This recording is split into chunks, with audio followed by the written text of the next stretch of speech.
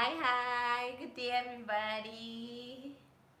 How you all doing? Welcome, I'm very nice seeing you here today.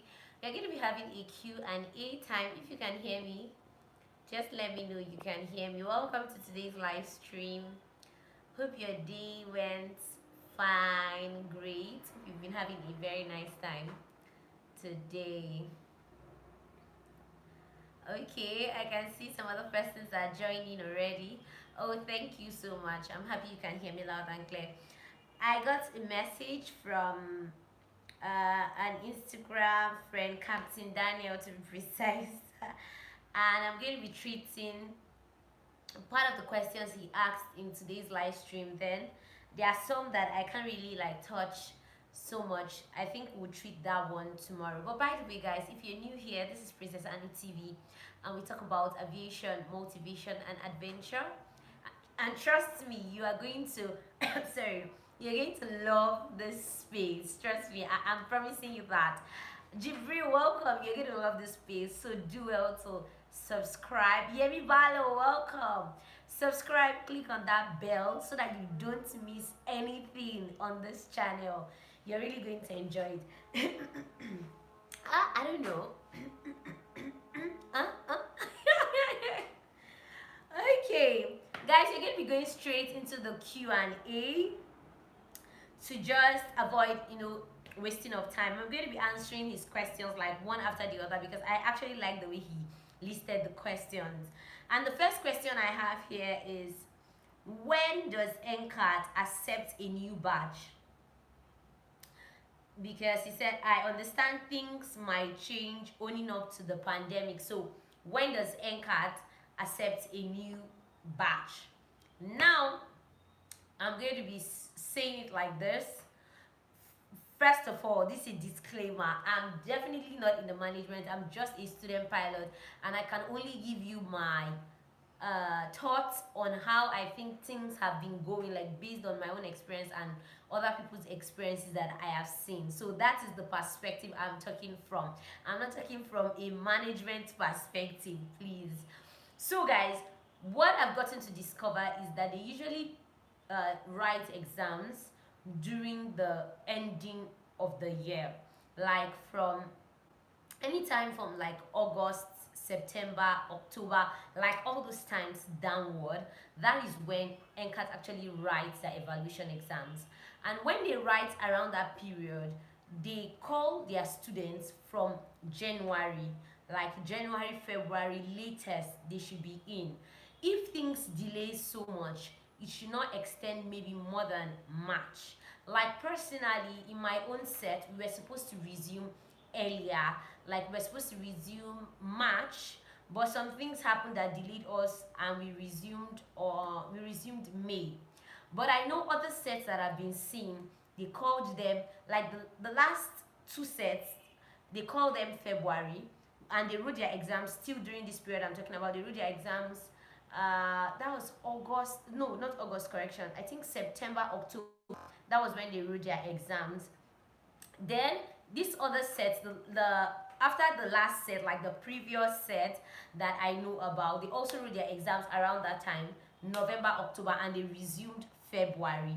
So usually they write exams towards the end of the year, and they ask them to resume in the beginning of the first year, like the first 1 or 2 months in the year. So that's how they actually take in their new take. But now, just like this person is saying, owning up to the pandemic, what are we going to expect? The truth is, people that would have moved, like somebody like me now, my set that should have graduated, obviously we had not graduated because of this issue of the pandemic. So some things might likely change, like some things might shift. But even if things are shifting, the difference is not going to be too much. So I don't want you to break your head concerning that. The difference is not going to be too much like that, or based on what I'm thinking about it anyways. The difference is not going to be too much. So even if there's going to be a space at the time when they say, okay, this other batch should come in, maybe it's going to be like a 2 years, or correct, let's say 2 years. God, that's much. Maybe let's say a 6 months gap, or last worse, a 1 year gap. So that is what you should be expecting. But usually exams are written towards the end of the year and people resume at the beginning of the next year. I hope you get that. Welcome, guys. I can see more persons are joining. Actually, what's your dream airline to fly?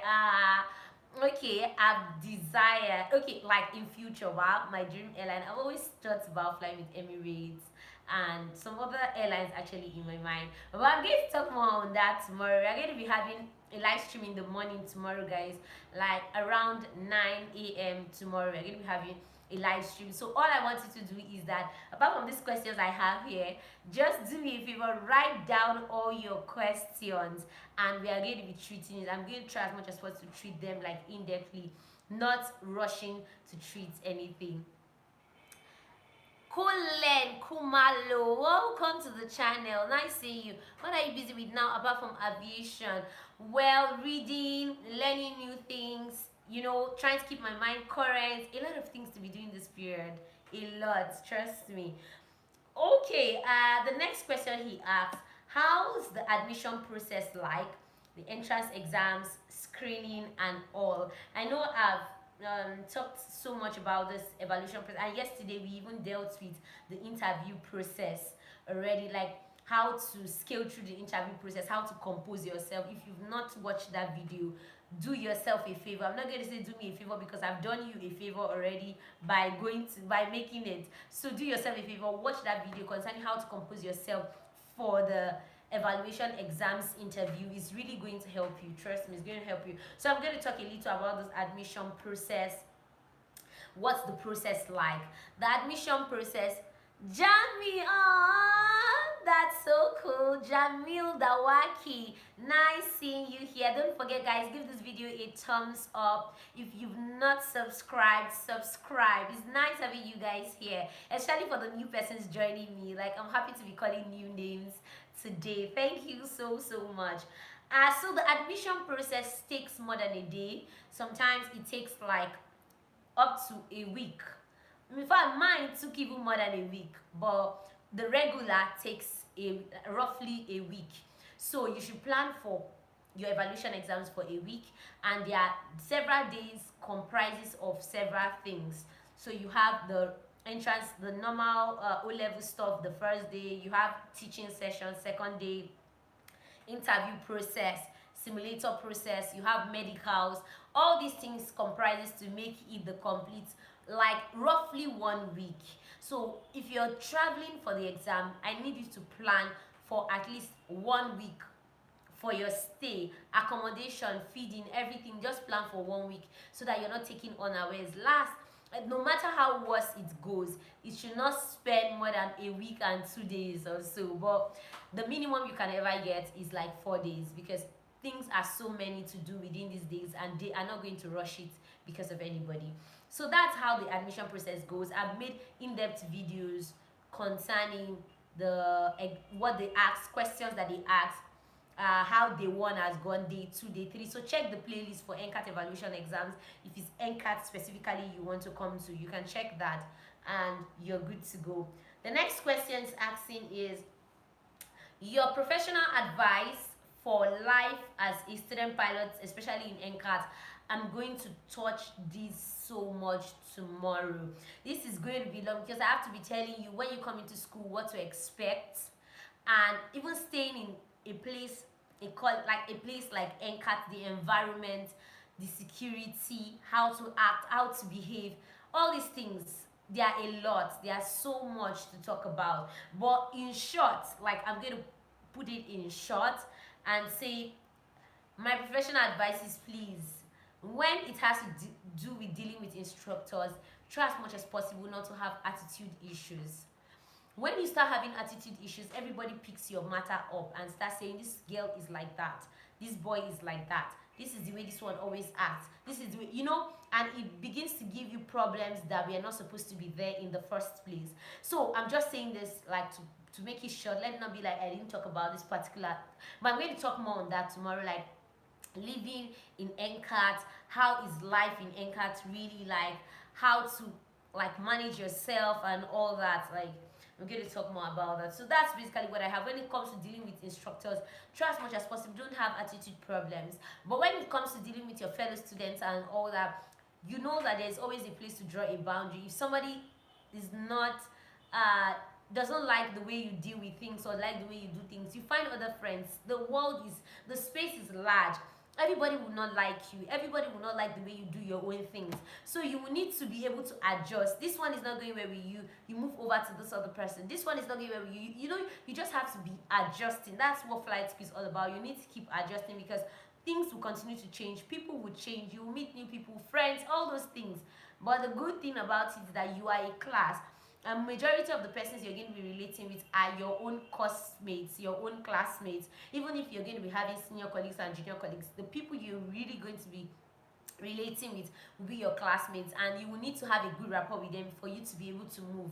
Because for things like materials, past questions, books, what they said in class, what this instructor said and all that, definitely is your classmate or your classmate that you're going to be asking all these questions.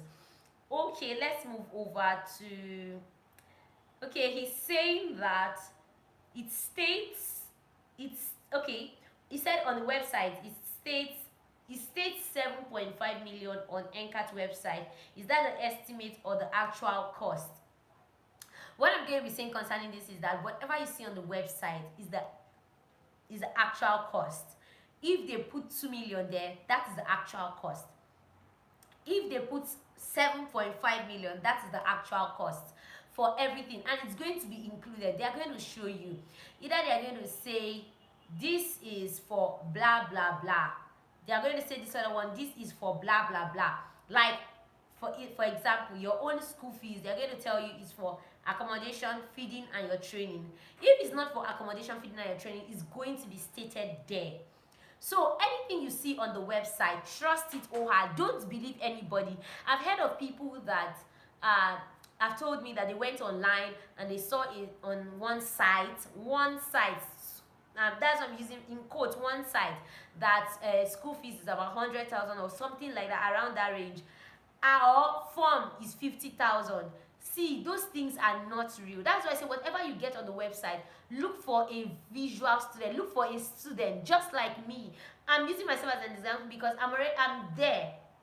You look for a student, either go on Instagram, search for students that are attending that school, find out, please, your form, or how much did you pay, your school fees, I'm seeing so thing online, how much did you pay? It's going to help avoid fraud. It's going to help avoid issues that, oh, they scammed me of this, they scammed me of that. So anything you see on the website, that is the actual amount for it. There is not going to be, if they're going to add, no, you're welcome. If they're going to add any other extra fee to it, it is going to be stated. So that's what I want you to know, guys. The next said, okay, would you advise someone to train? Will you advise to train in Nigeria or America, and why?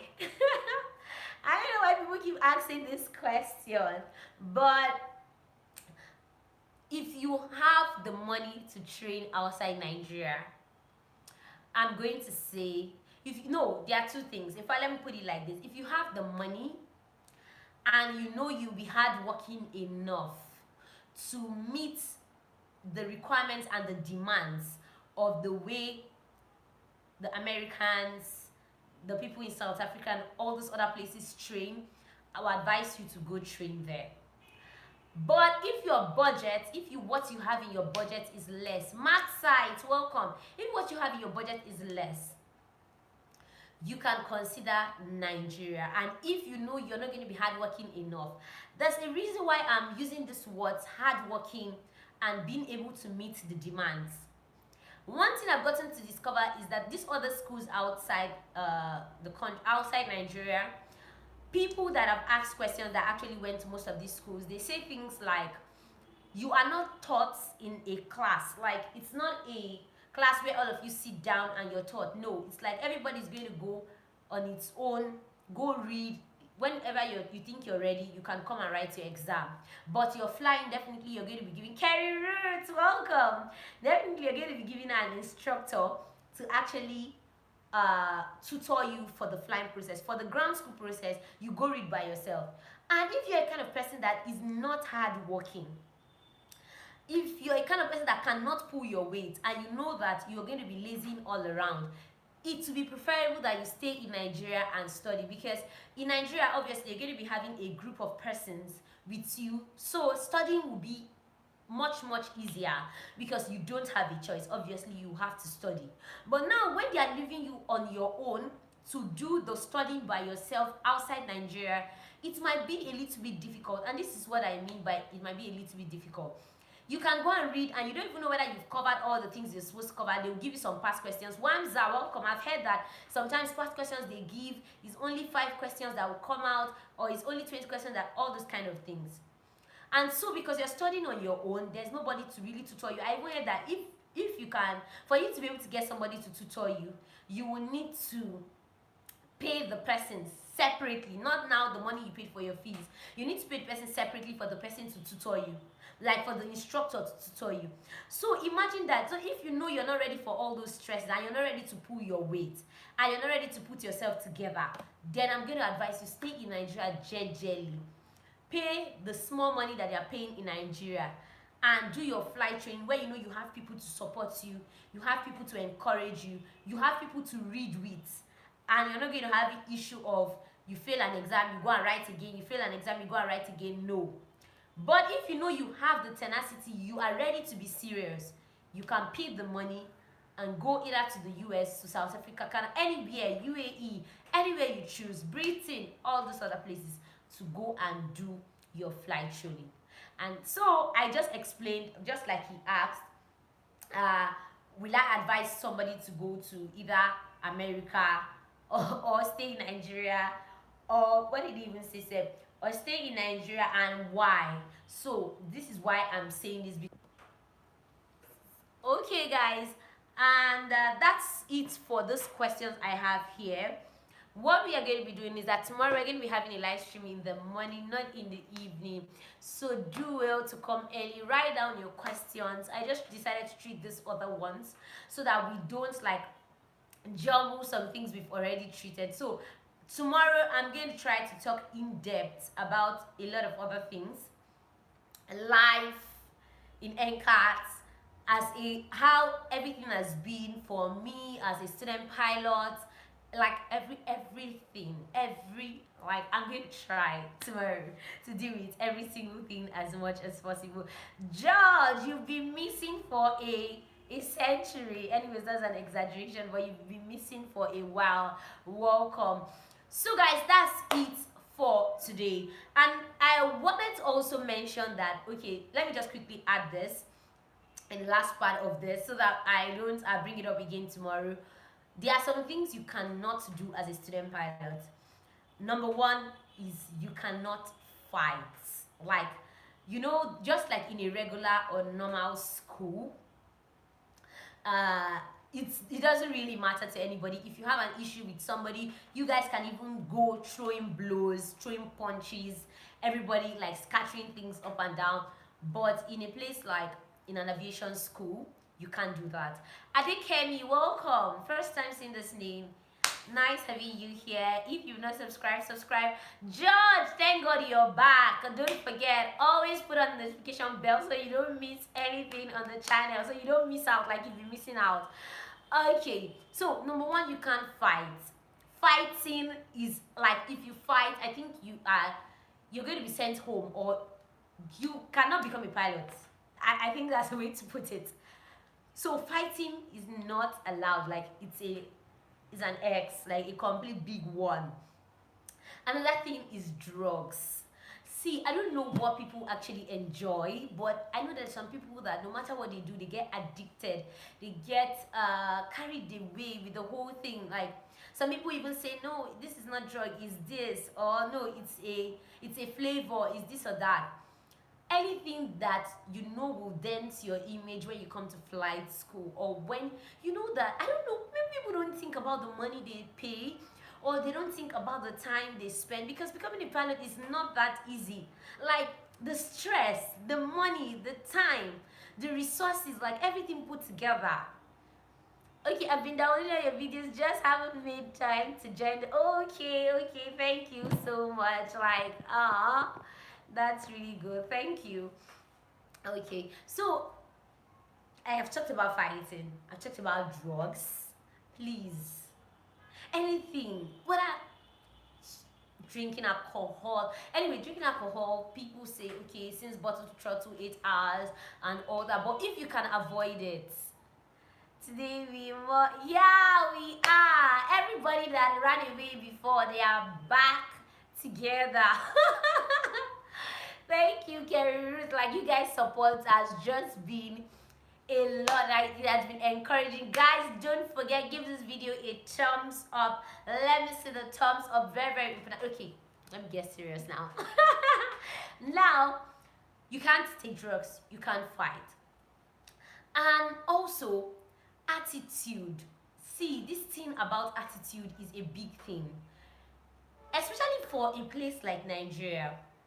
If they discover that you have an attitude issue and instructors are not flowing very well with you, or they discover that you're always like giving either one complaint or the other, or instructors will not like to fly with you.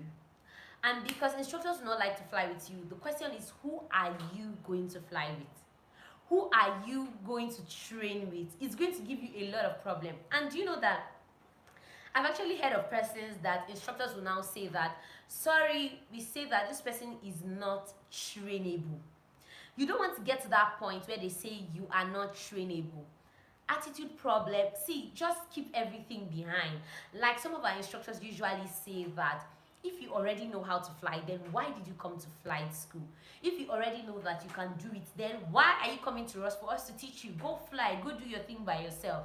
But the truth is that it's because we already understand that we can't do these things by ourselves, or we need their help to get our licenses. That is part of why we actually come on board, like to fly with them.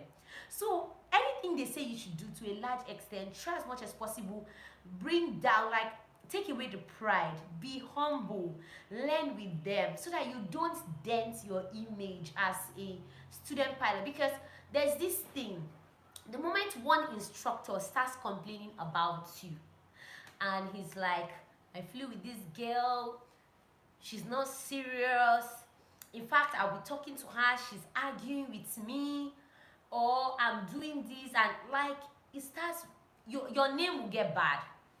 That's how I'm good. Your name will get bad, and everybody will know that, oh, this is the way this girl is, or this is the way this boy is, or this is the way he acts.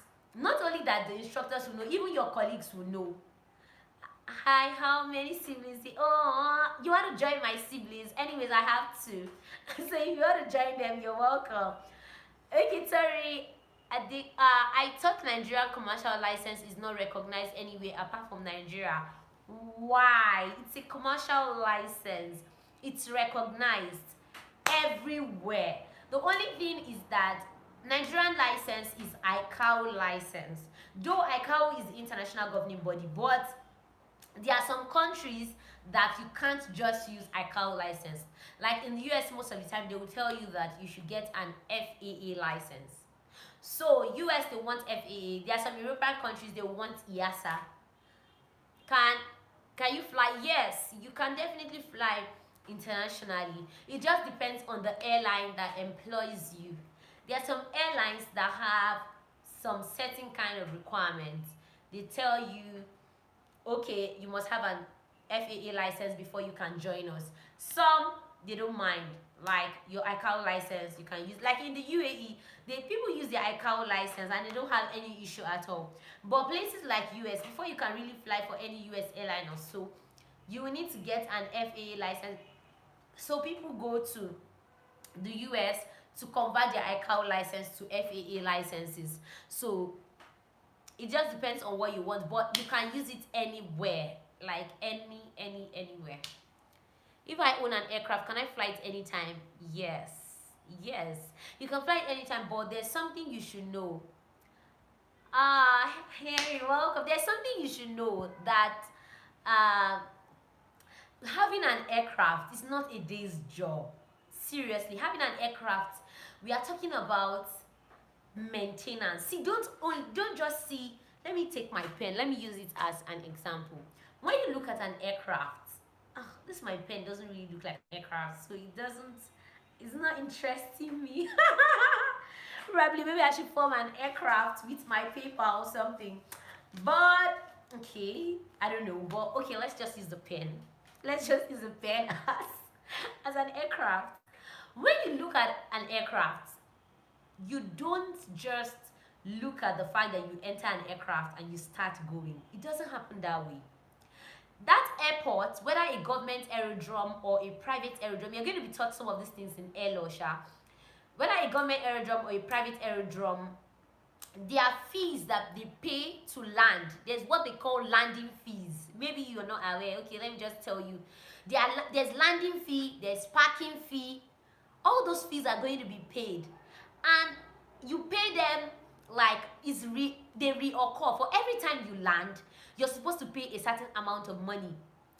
If your aircraft is an aircraft that can do instrument maneuvers, all this instrument flying and all that, there are airways that if you pass these airways, you must have paid NAMA. I think it's NAMA, yes. You must have paid, thank you very much, Henry, for that, navigational charges. You would have paid these navigational charges. I think it's to NAMA you have to pay them. So it's not just about taking an aircraft because you just bought an aircraft. You just take an aircraft and you start flying and you're feeling yourself. No. There are charges that you pay that makes you fly your aircraft without issues. Now, those ones are even external charges. Now, let's talk about the aircraft itself. An aircraft is something that, whether you're flying it or not, it needs maintenance. You have to make sure you're maintaining it every single time. It has to be serviceable. It has to be airworthy. And like, for an aircraft being airworthy, it's not like a car that if the horn is not working, for instance, you can still drive it and say, okay, I'm going to be patient with the other drivers on the way. An aircraft is not like that. Aloha, welcome. Don't forget to give this video a thumbs up. If you've not subscribed, subscribe. Okay, it's something that you need to be intentional, that if a horn is not working, if there is something, a switch is not working, you have to make sure it works. There are some anyways that in quotes you might be able to do without, which is not a regulatory practice. Like, I know that sometimes when we fly, they say, okay, this light is not working, don't worry, we can do without the light since it's during the day and all that. But it's not even a regulatory practice because everything is supposed to be working. But peradventure, if it's not working, let's just say, if it's not working, you cannot fly that aircraft or you cannot take that aircraft airborne because you are not only going to be endangering your life, you're going to be endangering the life of other persons, both people on board and people that are also flying in the airspace. So I don't know if you're getting what I'm saying. So sometimes when people say, like I've seen people on this channel ask me questions like, what if I buy my own aircraft? Am I going to have the opportunity to fly it? And all? Natty Bruce, welcome. See, it's not like you can't fly that aircraft. It's not like you can't use that aircraft. But I need you to consider a lot of things. That is why, okay, let me even tell you guys something. That is why some of these big guys, in quotes, that buy private jets and all that, they give it to some airlines, like let me say, is it airlines now, or some like charter companies, like all those people that do business flight, charter flights and all that. They give it to them to help them manage it. Oh, nice seeing you here. So it's not, they know they can't manage this aircraft on their own. Thank you very much. They give it to operating companies to help them manage it. They can't manage this thing on their own, and because it has to do with a lot of costs. You need to employ engineers, you need to a lot of things. So don't just think, when you think about buying an aircraft, don't just think about the aircraft itself. Think about other things that are attached to that aircraft that will make it functional and that will make you fly it without stress, in peace. And also your peace of mind is important. So before you think of buying an aircraft, think about it. Do you have another extra, like the money you used to buy it, double it times 2 or so to make sure that you can actually maintain the aircraft, because maintenance is everything. Maintenance is everything. Okay, what am I missing out? Okay, at Dekemi, are all the licenses not given in NCAT? Well, the only license that, no, all the licenses are not giving it, like, you don't get it. License is different. ICAO license is there. FAA license is different because it's given by FAA. EASA license too is different. It's the European people that give the EASA license.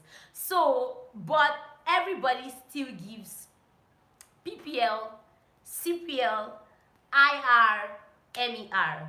So don't confuse it. It's just like saying this person went to Uniport to get a degree and this other person went to Unilag to get a degree. They both got BScs or they both got MScs, but the places where they got it from differ. Or let me use a more recognizable example. Somebody went to a private university and the other person went to a public university, something like that. And somebody, like, if you see some companies will tell you that they don't accept people that went to private universities. Funny enough, I don't know why. Some companies will say only people, they can accept everybody. So that is the way the differences are. Every airline say, okay, this is one we want to accept, this is the one we want to accept. So if you want to work with those airlines around that region, you have to still go. It's not like going to be doing the full course again, but it's going to be like, maybe it's like going to do the full course again, but you will not spend as much time because you've done it before. Then you get their own license. So that's how it is. NCAT gives the license, the same license, but the people that you get it from, they are just different. Okay, Henry Markside, how did you get your scholarship? I'm going to be talking on this tomorrow, so make sure you're there. I'm going to do an in-depth live stream tomorrow where we'll have time. It's not going to be a 1 hour stuff that will always rush. We are not just going to be rushing to talk about things. I'm going to take my time tomorrow to explain some of these things to you. So all I want you to do is just get a paper, write down your questions. It's going to be by 9 a.m. Nigerian time. God keeping us all alive. Lord help us. God keeping us all alive. By 9 a.m. tomorrow, we are going to be having the live stream. So sit tight. Come along with your bottle of water because we are going to be spending so much time. Come along with your bottle of water. You can bring along your food. In fact, I'm still going to be cooking during that period. But I'll take my time to answer your questions in-depthly. I'll try. I'll do my best. So guys, that's it. Okay, my friend from Bangladesh. Okay, Unique Sam, nice seeing you here. So if you have any other thing, lecturer. Oh, nice title that you've given on to me. Anyways, it's quite good. So guys, if you have any questions, any concerns, since we cannot treat them today, or if it's not something short that we can treat today, just write it down. And don't just come and watch tomorrow, so that we don't keep doing Q&As. Anyways, in life you have to keep doing Q&As because there will always be questions and you always need somebody to do an answering. Jamil, when you pay for your standard pilot course, do you do the IR and the instrument rating, or do you have to pay differently? You do the IR and night rating. Everything is inside the money you pay for the standard pilot course. That's what I'm saying. It's one of the cheapest in the world. Anyways, I like too much to hammer on that. But the moment you pay, you will also be able to do your instrument rating and your night rating. In fact, the night rating, I can remember that the night rating, they even paid us for our feeding. Like, they gave us money for feeding and accommodation. Solomon Uduma, welcome. Hi. Guys, don't forget, give this video a thumbs up. And tomorrow we are going to be having another live stream by 9 a.m. So do well to come. I didn't get a new one. So it's the same internet I've been using, but glory be to God, probably the network is now in our favor. So I was talking about the night rating. They are even going to give you money for the night rating because it's part of your money for feeding and accommodation. So they'll give you money, you pay for a hotel, and you also pay for your feeding. Then what else did they do for us? They are going to transport you there, and so you don't have to pay for anything. You don't have to be. In fact, they are going to be the one giving you money. Then for your instrument rating too, everything is paid. Everything is inside that money that you actually paid. You're not going to pay any extra fee for that. So do we have, okay, maybe I should just sit tight for any more questions.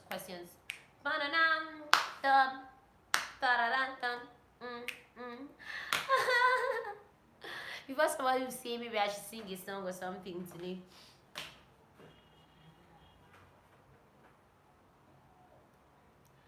Okay. So I'm going to be giving my motivational note now, since there are no more questions coming in for today. The remaining will be left till tomorrow to treat them accordingly. So guys, what I want to say is that you should do your best to eat well. Food is very important for the body, and you need good food for your body to be able to function properly. Like, you can see the whole thing happening in the world. A lot of persons are dying, a lot of persons are having one issue or the other, but the main thing is that if you live a healthy life, if you avoid things that do not make your body grow in a proper shape, if you avoid taking a lot of alcohol, taking drugs, taking things that do not suit your body, guys, you're going to live longer. And when they talk about immune system, your immune system is definitely going to be stronger. Like I talked about in the I think last 2 videos or so, some things I've gotten to discover that are very important. Your health at this point is very important, so that after the period of the pandemic and all that, it will be said that you were alive to see the remaining things, like to enjoy the good of the land. Kazi, you missed. We are done for today. But anyways, come tomorrow by 9 a.m. And don't forget, give this video a thumbs up. Thanks for joining, even if you're super late. So, guys, do well to take care of your health. Eat well. Eat well. Unique Sam, can I help you, please? Hello? Hi. Hello? So, guys, I'm going to be seeing you people tomorrow. Thanks for my new friends that joined us. Guys, don't forget, the moment we hit 2,000 subscribers, I'm going to be giving out some books. Do well to subscribe to the email list. Go check the community page of the channel, and you're going to be seeing the link to click on for the email list. Subscribe to the email list so that you do not miss anything that I'm going to be sharing. It's very important. And I've been seeing everyone that has been subscribing. I'm going to be sending a mail very soon before I send the books. So guys, share the videos, share the links with your friends. The moment we hit 2,000 subscribers, that's the next goal. We are going to be giving out books. Like, I like blinking my eyes like the books.